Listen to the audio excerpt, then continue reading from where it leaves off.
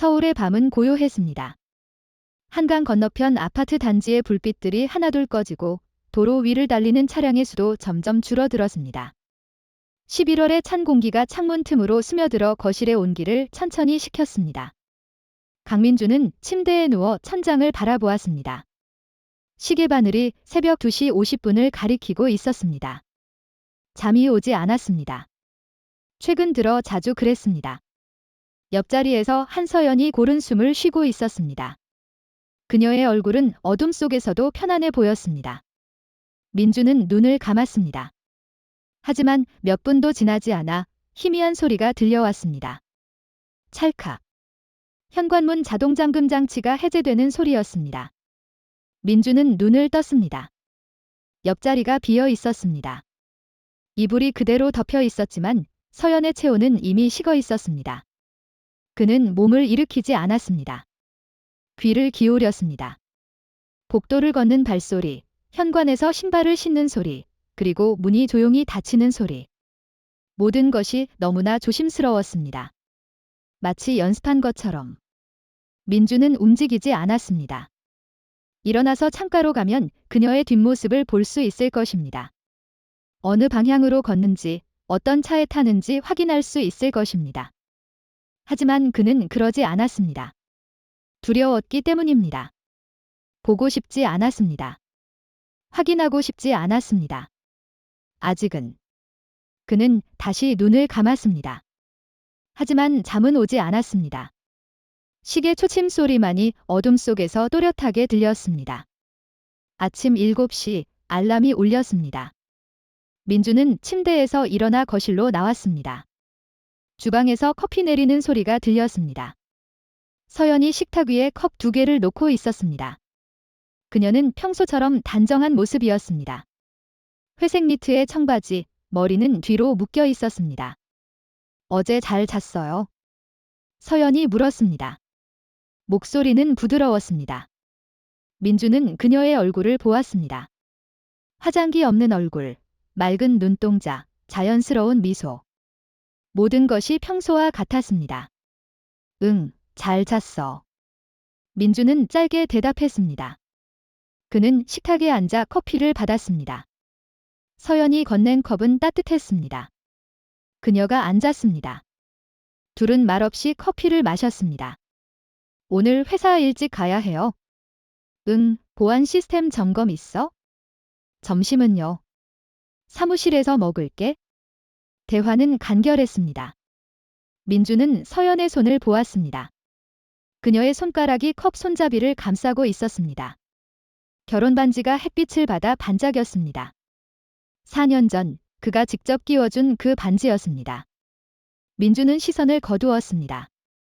출근 준비를 마치고 현관으로 향했습니다. 신발을 신으면서 민주는 벽에 걸린 태블릿을 켰습니다. 집안 보안 시스템의 메인 화면이었습니다. 현관, 거실, 복도, 주방. 4개의 CCTV 화면이 실시간으로 표시되었습니다. 그는 어젯밤의 녹화 기록을 확인했습니다. 새벽 2시 50분부터 3시 2분까지 12분간의 영상이 비어 있었습니다. 민주는 화면을 만졌습니다. 재생 버튼을 눌렀습니다. 2시 49분까지는 정상이었습니다. 침실 복도가 어둠 속에 고요하게 담겨 있었습니다. 그런데 2시 50분, 화면이 검게 변했습니다. 3시 2분, 다시 화면이 돌아왔습니다. 복도는 여전히 조용했습니다. 시스템 오류라고 생각할 수도 있었습니다. 하지만 민주는 네트워크 보안 엔지니어였습니다. 그는 우연을 믿지 않았습니다. 특히 자신이 직접 설계한 시스템에서는 누군가 의도적으로 녹화를 중단시켰습니다. 그것도 집 안에서. 민주는 태블릿을 껐습니다. 그는 뒤를 돌아보았습니다. 서연이 주방에서 설거지를 하고 있었습니다. 물소리가 규칙적으로 들렸습니다. 그녀의 뒷모습은 평온했습니다. 다녀올게요. 민준이 말했습니다. 조심해서 다녀와요. 서연이 고개를 돌려 미소 지었습니다. 민주는 문을 열고 나갔습니다. 복도에 서서 잠시 멈췄습니다. 그는 주머니에서 휴대폰을 꺼냈습니다. 메모 앱을 열었습니다. 11월 12일 수요일 새벽 3시경 서연 외출. CCTV 녹화 중단 2시 50분 3시 2분 12분. 귀가 시각 미확인. 그는 메모를 저장했습니다. 엘리베이터 버튼을 눌렀습니다. 문이 열리고 그는 안으로 들어갔습니다. 거울에 비친 자신의 얼굴을 보았습니다. 눈밑이 어두웠습니다. 표정은 무겁고 굳어 있었습니다. 엘리베이터가 내려갔습니다. 민주는 생각했습니다.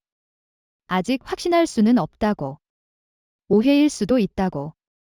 하지만 그의 머릿속에서는 이미 다른 질문들이 떠오르기 시작했습니다. 이번이 처음인가? 언제부터였나? 어디로 간 것인가? 누구를 만난 것인가? 그리고 가장 중요한 질문. 왜 거짓말을 하는가? 지하 주차장에 도착했습니다. 민주는 차에 올라탔습니다. 시동을 걸었습니다. 하지만 출발하지 않았습니다. 그는 핸들을 잡고 앞을 바라보았습니다. 사랑했습니다. 지금도 사랑합니다. 하지만 이제 그 사랑은 의심과 함께 존재하게 되었습니다. 민주는 기어를 넣었습니다. 차가 천천히 움직이기 시작했습니다. 주차장을 빠져나와 도로로 나갔습니다. 서울의 아침 풍경이 창밖으로 지나갔습니다. 출근하는 사람들, 카페 앞에 늘어선 줄, 신호등, 횡단보도. 모든 것이 평범했습니다. 하지만 민준의 세계는 이미 조금씩 금이 가기 시작했습니다. 2주가 지났습니다. 민준은 매일 아침 CCTV 기록을 확인했습니다. 녹화 중단은 더 이상 일어나지 않았습니다. 서연은 여전히 평소와 같았습니다. 아침마다 커피를 내리고 저녁에는 함께 식사를 했습니다. 그녀의 목소리에는 흔들림이 없었습니다. 민주는 거의 자신이 착각했다고 믿을 뻔했습니다. 하지만 수요일이 왔습니다. 오후 4시 10분 서연이 발코니로 나갔습니다. 민주는 거실 소파에 앉아 노트북을 보는 척했습니다. 서연은 문을 닫지 않았습니다. 그녀의 목소리가 희미하게 들렸습니다. 응, 괜찮아요. 짧은 침묵. 다음 주 수요일도 가능해요. 또 침묵. 네, 알겠습니다. 통화는 3분을 넘지 않았습니다. 서연이 다시 들어왔을 때 그녀의 얼굴에는 미세한 미소가 남아 있었습니다. 민주는 그 미소를 보았습니다. 그것은 그가 아는 미소가 아니었습니다. 누구한테 전화 왔어? 민준이 물었습니다. 서연은 자연스럽게 대답했습니다. 대학 동기요. 저녁 약속 잡았어요. 언제? 다음 주 수요일. 민주는 고개를 끄덕였습니다. 더 이상 묻지 않았습니다. 그날 저녁, 민주는 회사에서 일찍 퇴근했습니다. 집에 도착했을 때 서연은 아직 없었습니다. 그는 침실로 들어가 서연의 서랍을 열었습니다. 옷가지, 액세서리, 화장품. 모든 것이 정돈되어 있었습니다. 그는 옷장을 열었습니다. 코트, 원피스, 재킷. 하나씩 주머니를 확인했습니다. 아무것도 없었습니다. 하지만 베이지색 코트의 깃에서 희미한 향수 냄새가 났습니다. 민주는 그 냄새를 기억했습니다. 집에 있는 향수가 아니었습니다. 그는 서랍장으로 돌아갔습니다. 맨 아래 서랍을 열었습니다. 오래된 앨범과 편지들이 있었습니다. 그 사이에 작은 명함이 끼어 있었습니다. 우 컨스트럭션. 최우성 대표이사, 부동산 개발 및 설계. 민주는 명함을 사진으로 찍었습니다. 원래 자리에 돌려놓았습니다. 서랍을 닫았습니다. 옷장을 닫았습니다. 모든 것을 원래대로 되돌렸습니다. 현관문이 열리는 소리가 들렸습니다. 다녀왔어요. 서연의 목소리였습니다. 민주는 거실로 나갔습니다. 일찍 왔네요. 일 일찍 끝나서. 저녁 뭐 먹을까요? 아무거나. 둘은 함께 저녁을 먹었습니다. 서연은 오늘 있었던 일들을 이야기했습니다. 동네 카페에서 친구를 만났다고, 새로 생긴 베이커리가 괜찮았다고. 민주는 들었습니다. 고개를 끄덕이고 가끔 맞장구를 쳤습니다. 하지만 그의 머릿속에서는 다른 생각들이 돌아가고 있었습니다. 다음 날 민주는 점심시간에 회사를 나왔습니다. 이태원으로 갔습니다. 좁은 골목길 사이에 작은 카페가 있었습니다. 간판에는 버드라고 쓰여 있었습니다. 민주는 건너편 편의점에 들어가 자리를 잡았습니다. 창가 쪽이었습니다. 카페 입구가 잘 보였습니다. 그는 커피를 마시며 기다렸습니다. 1시간이 지났습니다. 아무도 오지 않았습니다. 이틀 뒤 민주는 다시 왔습니다. 이번에도 같은 자리에 앉았습니다. 오후 2시 30분 한 남자가 카페에 들어갔습니다. 40대 초반으로 보였습니다. 정장 차림에 서류 가방을 들고 있었습니다. 민주는 휴대폰을 꺼냈습니다. 사진을 찍었습니다. 집으로 돌아온 뒤 그는 명함에 적힌 이름을 검색했습니다.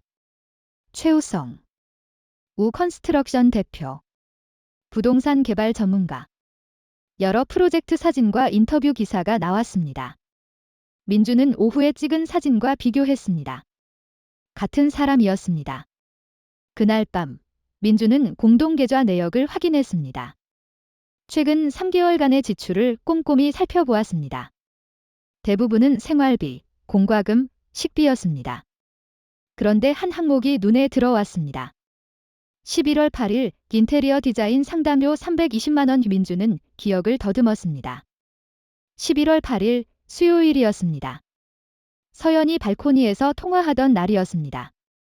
뭘 상담했어? 다음 날 아침 민준이 물었습니다. 서연은 설거지를 하다 말고 돌아보았습니다. 뭐요? 인테리어. 320만 원 나갔던데. 서연은 잠시 멈칫했습니다. 하지만 곧 밝게 웃었습니다. 아, 그거요. 주방 리모델링 알아보고 있어요. 당신 요리하기 편하게. 언제부터? 한 달 전쯤요. 깜짝 선물하려고 했는데 들켰네요. 그녀는 민준에게 다가와 팔짱을 꼈습니다. 기대해도 돼요. 민준은 그녀의 눈을 보았습니다. 맑았습니다. 흔들림이 없었습니다. 그는 고개를 끄덕였습니다. 고마워. 서연은 다시 웃으며 설거지를 계속했습니다. 민주는 식탁에 앉아 그녀의 뒷모습을 바라보았습니다. 햇빛이 창문으로 들어와 그녀의 머리카락을 비쳤습니다. 평화로운 아침 풍경이었습니다. 하지만 민준의 마음속에서는 무언가가 단단하게 굳어지고 있었습니다. 그날부터 민준은 기록을 시작했습니다. 서연의 외출 시간, 통화 시각, 옷차림, 표정의 변화. 모든 것을 메모 앱에 남겼습니다. 공동계좌 내역을 스크린샷으로 저장했습니다. 명함 사진, 버드카페 위치, 최우성의 회사 정보까지. 일주일 후 그는 작은 GPS 추적기를 주문했습니다. 회사에서 사용하는 보안 장비였습니다. 크기는 동전만 했습니다. 민주는 서연의 가방 안감에 조심스럽게 꿰매 넣었습니다. 이틀 뒤 수요일 오후 4시. 서연이 집을 나섰습니다. 민주는 노트북 앞에 앉아 실시간 위치를 추적했습니다. 그녀는 이태원으로 향했습니다. 버드카페 앞에서 멈췄습니다. 1시간 20분 후 위치가 다시 움직였습니다. 강남구 논현동 우컨스트럭션 사무실이었습니다. 민주는 화면을 지켜보았습니다. 깜빡이는 빨간 점이 건물 안에서 30분간 머물렀습니다. 그리고 다시 움직이기 시작했습니다. 집으로 돌아오는 경로였습니다. 민주는 노트북을 닫았습니다.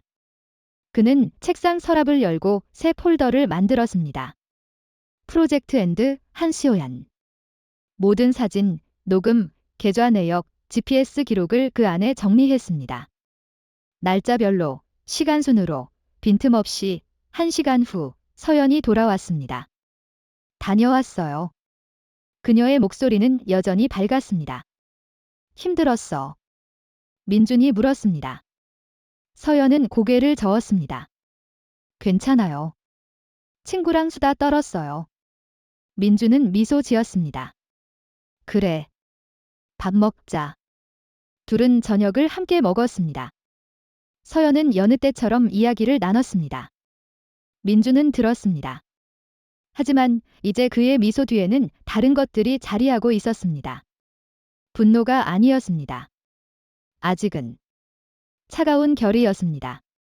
사랑했던 사람을 증거로 바꾸는 과정. 그것은 고통스러웠지만 멈출 수 없었습니다. 12월 첫째 주, 민주는 서초동의 한 법률 사무소를 찾았습니다. 이혼 소송 상담 맞으시죠? 변호사는 50대 초반의 여성이었습니다. 차분한 목소리였습니다. 민주는 고개를 끄덕이고 USB를 건넸습니다. 여기 모든 증거가 있습니다. 변호사는 노트북에 USB를 연결했습니다. 폴더가 열렸습니다. 사진 127장, 녹음 파일 9개, GPS 기록 23일치, 계좌 이체 내역 15건. 모든 것이 날짜와 시각 순으로 정리되어 있었습니다. 변호사는 천천히 파일들을 확인했습니다. 표정이 점점 굳어졌습니다. 이 정도면 충분합니다. 그녀가 말했습니다. 배우자 유책 이혼은 확실합니다. 재산 분할도 유리하게 진행할 수 있습니다. 민주는 아무 말도 하지 않았습니다. 변호사가 물었습니다. 상간자에 대한 손해배상 청구도 하시겠습니까? 네. 최우성 씨죠. 우 컨스트럭션 대표. 맞습니다. 변호사는 잠시 생각하더니 말했습니다. 건설업계에서 평판이 중요한 사람입니다. 소송이 알려지면 타격이 클 겁니다. 민주는 창밖을 보았습니다. 겨울 하늘이 흐렸습니다. 그게 목적입니다. 2주 후 서연에게 법원 서류가 도착했습니다. 민주는 그날 일부러 집에 있었습니다. 오전 10시 등기우편 벨이 울렸습니다. 서연이 문을 열고 받았습니다. 그녀는 거실로 돌아와 봉투를 뜯었습니다. 서류를 꺼내 읽기 시작했습니다. 얼굴이 창백해졌습니다. 이게 뭐예요? 서연의 목소리가 떨렸습니다. 민주는 소파에 앉아 조용히 대답했습니다. 보면 알 거예요. 이혼 소송, 위자료 청구. 서연은 계속 서류를 넘겼습니다. 손이 미세하게 흔들렸습니다. 증거 목록, GPS 기록, 통화 내역. 그녀가 민준을 쳐다보았습니다. 눈빛이 흔들렸습니다. 언제부터 알았어요? 처음부터요. 민준의 목소리는 평온했습니다. 새벽 3시, 당신이 나간 그날부터. 서연은 서류를 내려놓았습니다. 그녀는 소파에 주저앉았습니다. 잠시 침묵이 흘렀습니다. 미안해요. 그녀가 말했습니다. 목소리가 작았습니다. 미안하다는 말은 필요 없어요. 민준이 일어났습니다. 변호사가 연락할 겁니다. 잘 준비하세요. 그는 현관으로 향했습니다. 서연이 뒤에서 물었습니다. 우성 씨도 고소할 거예요. 민주는 문 앞에서 멈췄습니다. 돌아보지 않고 대답했습니다. 당연하죠. 문이 닫혔습니다. 같은 날 오후 최우성에게도 서류가 도착했습니다. 민주는 우 컨스트럭션 건물 맞은편 카페에 앉아 있었습니다. 3층 사무실 창문이 보였습니다. 오후 2시 30분 한 남자가 책상 앞에서 서류를 읽고 있었습니다. 최우성이었습니다. 그의 표정이 굳었습니다. 전화를 들었습니다. 누군가와 통화를 시작했습니다. 목소리는 들리지 않았지만 손짓이 격해졌습니다.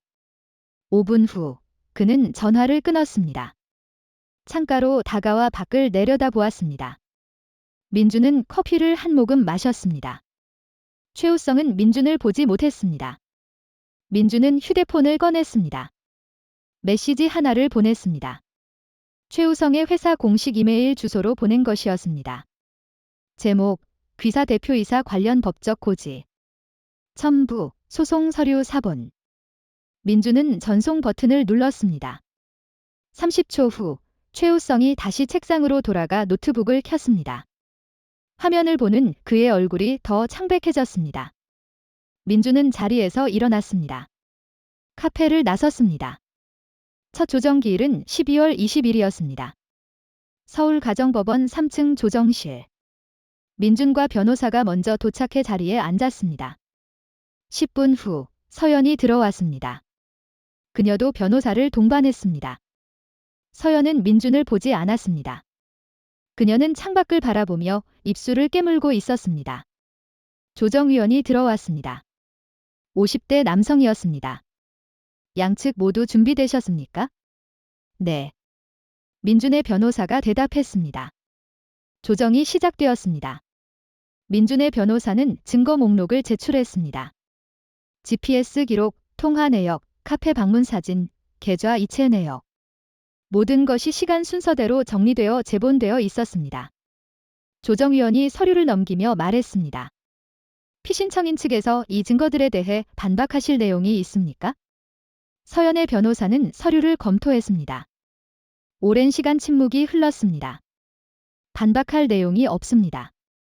조정위원이 고개를 끄덕였습니다. 그렇다면 재산 분할과 위자료에 대해 논의하겠습니다. 1시간 동안 논의가 계속되었습니다. 민준은 대부분 침묵했습니다. 변호사가 모든 것을 처리했습니다. 서연은 한 번도 민준을 쳐다보지 않았습니다. 조정이 끝났습니다. 민준이 자리에서 일어났을 때 서연이 조용히 말했습니다. 한 번만 얘기할 수 있을까요? 민준은 복도로 나갔습니다. 서연이 따라왔습니다. 둘은 창가에 섰습니다. 당신이 알고 싶은 게 뭐예요? 서연이 물었습니다. 왜냐고 물을 건가요? 언제부터냐고 물을 건가요? 민준은 창밖을 보았습니다. 서울 시내가 내려다 보였습니다. 아니요. 그가 말했습니다. 그런 건 이미 다 알고 있어요. 그럼 궁금한 건 없어요? 이제 끝났으니까요. 서연은 말없이 민준을 바라보았습니다. 그녀의 눈에 눈물이 맺혔습니다. 미안해요. 그 말도 이제 필요 없어요. 민준은 돌아섰습니다. 복도를 걸어 엘리베이터로 향했습니다. 서연은 그 자리에 서 있었습니다. 다음 날 민준은 익명으로 한 통의 이메일을 보냈습니다. 수신자는 건설업계 전문 미디어 기자였습니다. 제목은 간단했습니다. 우 컨스트럭션 대표 관련 제보. 본문에는 소송 서류 사본과 증거 일부가 첨부되어 있었습니다. 민준은 전송 버튼을 눌렀습니다. 사흘 후 기사가 났습니다.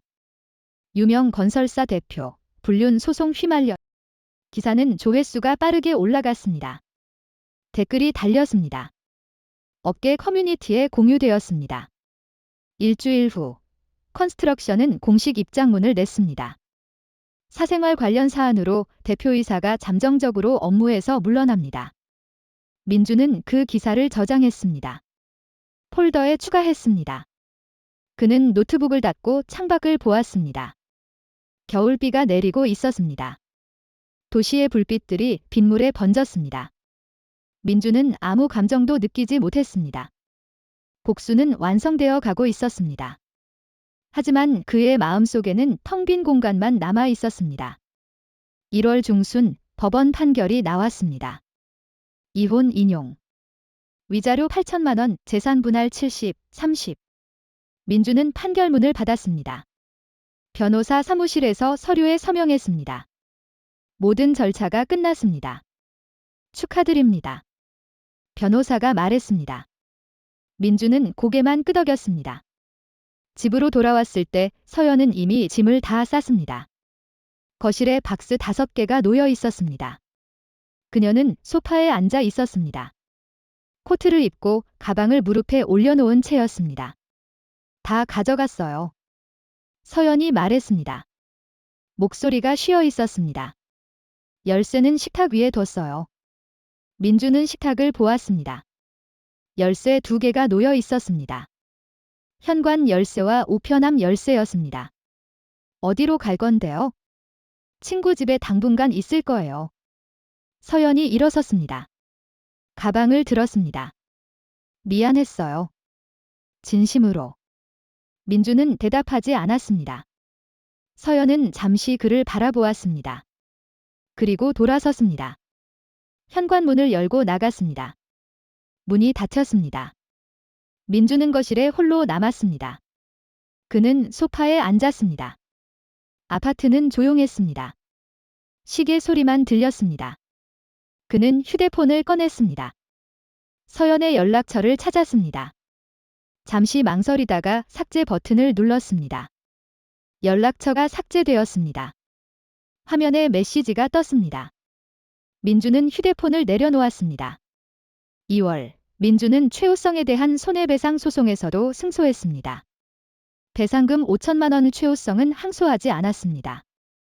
판결 확정 일주일 후 돈이 입금되었습니다. 민주는 통장을 확인하고 창을 닫았습니다. 그는 최우성에 대한 기사를 검색했습니다. 우 컨스트럭션 대표 사임. 불륜 스캔들 후 경영 일선 물러나. 최우성 전 대표 SNS 계정 전면 폐쇄. 기사 아래 댓글들이 달려 있었습니다.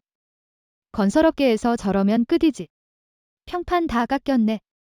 재기 힘들 듯. 민주는 스크롤을 내렸습니다. 더 이상 읽지 않았습니다. 그는 노트북을 닫았습니다. 같은 날 저녁, 민주는 이태원으로 갔습니다. 버드 카페 앞에 섰습니다. 간판 불이 꺼져 있었습니다. 문에 폐업 공고가 붙어 있었습니다. 장기 휴업 안내. 재개업 시 별도 공지 예정. 민주는 유리문에 비친 자신의 모습을 보았습니다. 야윈 얼굴, 어두운 눈빛. 그는 잠시 그 자리에 서 있었습니다. 발걸음을 돌렸습니다. 3월 초, 민주는 회사에 사표를 냈습니다. 왜요? 일 잘하고 있는데? 팀장이 물었습니다. 민주는 간단하게 대답했습니다. 새로운 일을 시작하고 싶습니다. 무슨 일인데요? 개인 보안 컨설팅입니다. 팀장은 아쉬운 표정을 지었지만 더 이상 붙잡지 않았습니다. 잘 되길 바랄게요. 2주간의 인수인계를 마치고 민주는 마지막 날 사무실을 나섰습니다. 동료들이 간단한 송별회를 열어줬습니다. 모두 건배를 했습니다. 새 출발 응원합니다. 민주는 고맙다고 말했습니다. 하지만 그의 미소는 얕았습니다. 그날 밤 집으로 돌아왔을 때 민주는 서랍을 열었습니다. 그 안에는 서연이 남긴 물건이 하나 있었습니다. 은색 손목시계였습니다. 결혼 1주년 때 그녀가 선물한 것이었습니다. 뒷면에 글자가 새겨져 있었습니다. 오전 3시, 우리의 시작. 민주는 시계를 들어봤습니다. 멈춰 있었습니다. 바늘이 정확히 3시를 가리키고 있었습니다. 그는 시계를 다시 서랍에 넣었습니다. 닫았습니다. 4월, 민주는 마포구의 작은 사무실을 열었습니다. 미네시 씨, 개인 데이터 보안 전문. 간판은 소박했습니다. 사무실은 10평 남짓했습니다. 책상 하나, 의자 2개, 노트북 1대에 그게 전부였습니다. 첫 고객은 30대 여성이었습니다. 남편이 제 휴대폰을 몰래 확인하는 것 같아요. 그녀가 말했습니다. 증거를 찾고 싶어요. 민주는 그녀의 휴대폰을 분석했습니다. 숨겨진 스파이웨어가 설치되어 있었습니다. 그는 제거 방법을 알려줬습니다. 고맙습니다. 이제 어떻게 해야 할까요? 그녀가 물었습니다. 민주는 잠시 생각했습니다. 의심이 든다면 이미 답은 아시는 거예요. 여성은 고개를 끄덕였습니다. 그녀는 비용을 지불하고 나갔습니다. 민주는 창밖을 보았습니다. 봄볕이 따뜻했습니다. 사람들이 거리를 걷고 있었습니다. 그는 서랍을 열었습니다. 그 안에는 여전히 은색 시계가 있었습니다. 3시에 멈춰 있는 시계. 민주는 시계를 꺼냈습니다. 오랫동안 들여다봤습니다. 수리하려 했습니다. 손을 뻗었습니다. 하지만 멈췄습니다. 그는 시계를 다시 서랍에 넣었습니다. 어떤 것들은 멈춰 있어야 하는 거야? 그가 혼잣말을 했습니다. 5월 어느 날 민주는 우연히 서연을 봤습니다. 홍대 거리였습니다. 그녀는 혼자 걷고 있었습니다. 머리를 짧게 자른 모습이었습니다. 청바지에 흰 셔츠 차림이었습니다. 민주는 멈춰 섰습니다. 서연도 그를 봤습니다. 둘은 3m 거리에서 마주 섰습니다. 사람들이 그 사이를 지나갔습니다. 잘 지내요? 서연이 먼저 물었습니다. 민주는 고개를 끄덕였습니다. 당신은요? 그럭저럭요. 짧은 침묵이 흘렀습니다. 회사 그만뒀다고 들었어요. 소식 빠르네요. 공통 친구가 말해줬어요. 서연이 미소 지었습니다. 쓸쓸한 미소였습니다. 새로 시작한 거 잘 되길 바랄게요. 고마워요. 민준이 대답했습니다. 둘은 다시 침묵했습니다. 가볼게요. 서연이 말했습니다. 그녀는 민준을 지나쳐 걸어갔습니다. 민준은 돌아보지 않았습니다. 그는 계속 걸었습니다. 그날 밤, 민준은 사무실에 혼자 남았습니다. 그는 노트북을 열었습니다. 프로젝트 엔드 폴더를 찾았습니다. 마우스를 올렸습니다. 삭제 버튼 위에 커서가 머물렀습니다. 그는 오랫동안 망설였습니다. 그리고 클릭했습니다. 폴더를 삭제하시겠습니까? 예. 폴더가 사라졌습니다. 모든 사진, 녹음, 기록들이 사라졌습니다. 민주는 노트북을 닫았습니다. 의자에 기대어 천장을 보았습니다. 복수는 끝났습니다. 그들의 삶도 무너졌습니다. 하지만 민준의 삶도 함께 무너져 있었습니다. 이제 남은 것은 재건뿐이었습니다. 창밖에서 봄비가 내리기 시작했습니다. 민준은 눈을 감았습니다. 1년이 지났습니다. 민준의 사무실은 조금씩 자리를 잡아갔습니다. 고객이 늘었습니다. 대부분은 개인정보 보호, 디지털 증거 수집, 보안 컨설팅을 요청했습니다. 민준은 성실하게 일했습니다. 감정을 배제하고 사실만을 다뤘습니다. 어느 날 오후 40대 남성이 찾아왔습니다. 아내가 바람 피우는 것 같아요. 그가 말했습니다. 목소리가 떨렸습니다. 증거를 찾고 싶습니다. 확실하게. 민주는 그를 바라보았습니다. 남성의 눈에는 분노와 슬픔이 섞여 있었습니다. 민주는 과거의 자신을 봤습니다. 확실한 증거를 찾으면 어떻게 하실 건가요? 민준이 물었습니다. 이혼하고 위자료 받고 다 망쳐버릴 겁니다. 남성이 단호하게 말했습니다.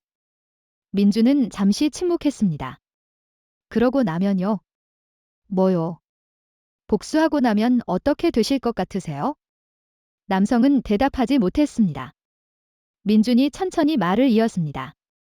증거는 찾아드릴 수 있습니다. 하지만 그 후의 삶은 제가 책임질 수 없어요. 복수는 끝이 아닙니다. 시작일 뿐이에요. 남성은 민준을 가만히 보았습니다.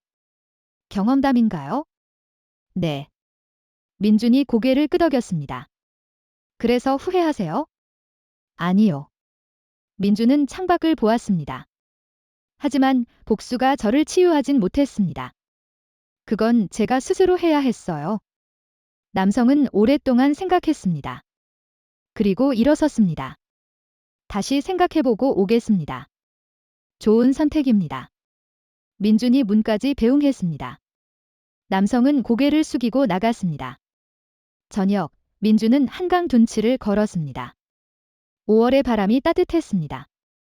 자전거를 타는 사람들, 산책하는 커플들, 강아지를 데리고 나온 가족들. 평범한 일상이 흘러갔습니다. 민준은 벤치에 앉았습니다. 강물이 천천히 흘렀습니다. 그는 휴대폰을 꺼냈습니다. 오래된 메시지 하나가 있었습니다.